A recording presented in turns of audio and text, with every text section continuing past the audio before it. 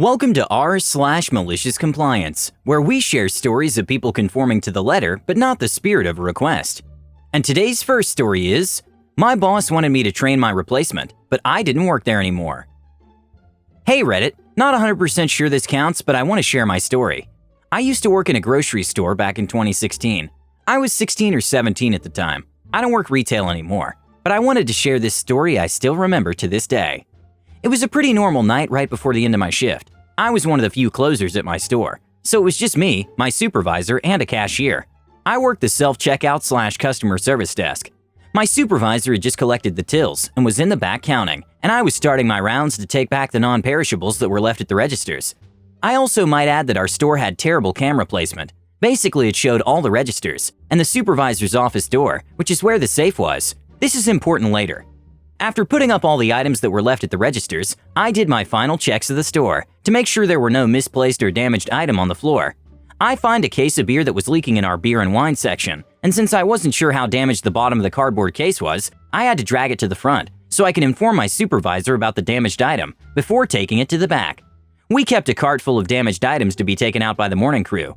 Since the supervisor's office is locked while they're counting the tills, I call over to her and let her know that there was a damaged case of beer and I was taking it to the back. She responds with an absent, "Okay, sounds good." So I take it to the back, place it with the rest of the damaged items, and go back to the front to see if there's anything else my supervisor needs me to do before I clock out. There isn't. Next couple days are fine as I finish up the week and wait for the next week's schedule to be posted, and I find out that I'm not scheduled for the next week. I figure there must have been a mistake, as there was someone working at the same grocery store who shared my first name. I go upstairs to my manager's office and ask him about the schedule and why I wasn't scheduled. He responds with a, "Oh, my bad, I forgot to tell you that you're suspended until the investigation is over. By the way, can you train your replacement today on the self-checkout and customer service desk?" Me, confused and annoyed at the moment, don't really pay attention to the second part of his comment and ask him what he was talking about. My manager, "We caught you stealing that case of beer that you took to the back, and until the police investigation is complete, you won't be working here anymore. Please turn in your uniform, name tag, and badge." I am furious, but I decide that I would just go with a bit of MC in this situation. "Well, boss man, I took the damaged case of beer to the back to be thrown out in the morning as per procedure, but since I won't be working here anymore, I guess you'll just have to find someone else to train my replacement, since I clearly can't be trusted." I was the only person who could train someone for the customer service desk, other than him. His jaw dropped.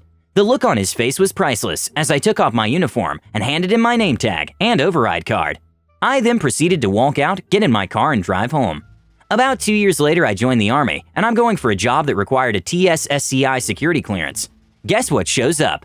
That suspension with an unfinished police report and the tapes from the security camera. I sit there with my interviewer as we watch the tape together, clearly showing that I did not steal anything. Needless to say, I was approved for my clearance. I ask if I can get a copy of the tape, and my interviewer agrees. It took 2 years, but I finally had the evidence I needed to sue for wrongful termination. But as the time is well over the statute of limitation, I am unable to actually do anything about it. Either way, I decide to go pay my old workplace a visit over my Christmas block leave, and a couple people recognize me, including my old boss. He tells me that thieves like me aren't welcome in his store and that I need to leave or he would be calling the police. I told him to call them and that his claim would surely hold up when I showed them the copy of the video footage of me stealing.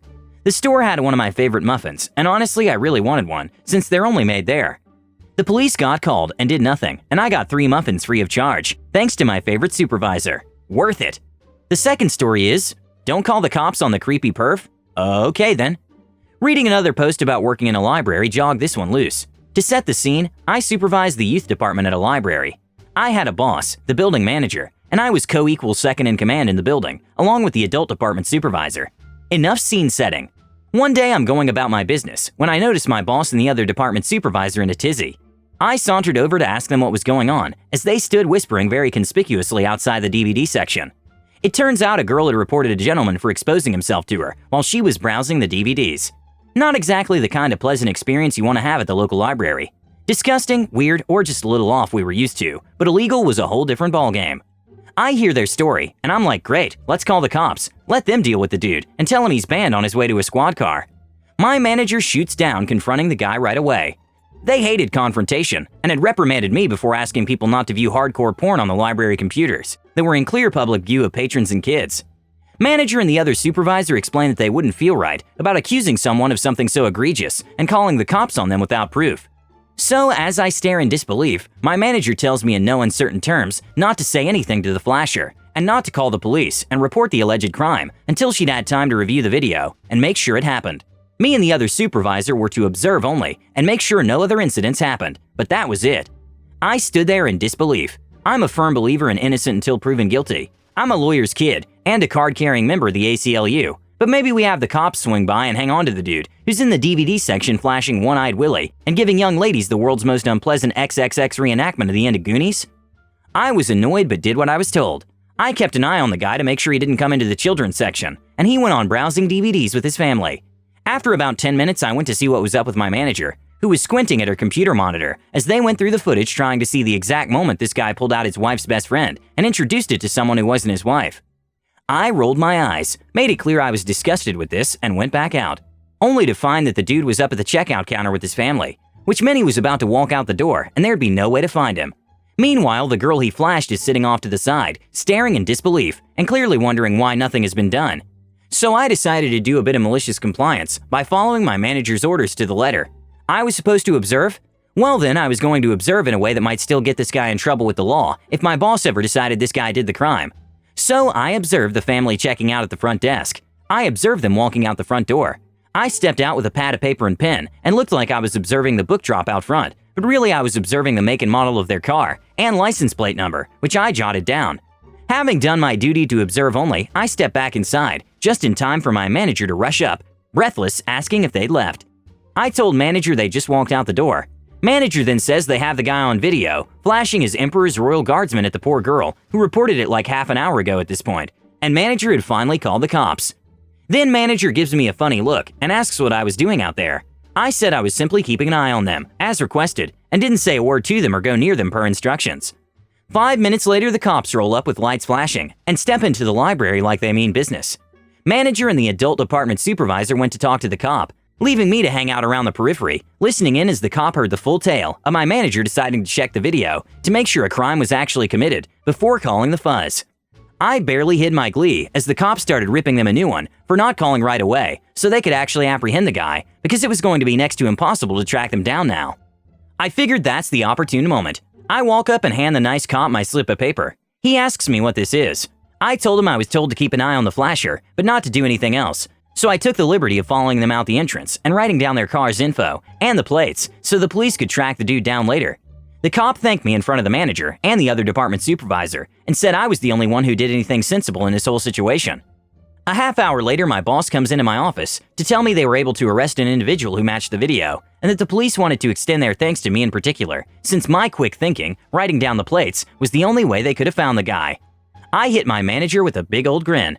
I figured they didn't want their boss hearing about it and ripping them a new one, especially with the police saying I was the only one who acted appropriately, and me not technically going against orders, so the whole thing was never mentioned again. And the last story is, just fix it.